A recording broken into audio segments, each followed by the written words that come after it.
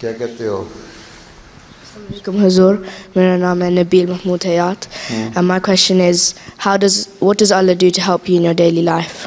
अच्छा, so he helps me in managing my time so that I complete all my work, all my responsibilities. I try to do it, and I hope I try to finish it, because I have a pile of letters from the people and pile of letters from different missions, and there are so many files.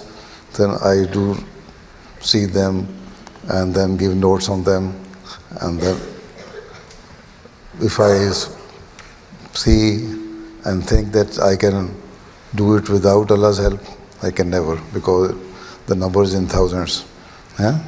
So this is how Allah helped me in managing my time.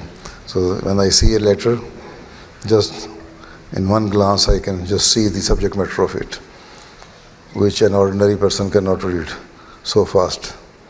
Right? Okay. This also depends on the practice. This is how I did. So if you repeatedly do something, then Allah help you. And apart from that, there are so many other things, prayer and other things. Yes, Allah, this is how. Anyway, the basic thing is, Allah helps me in managing my time. Without His help, I cannot do it.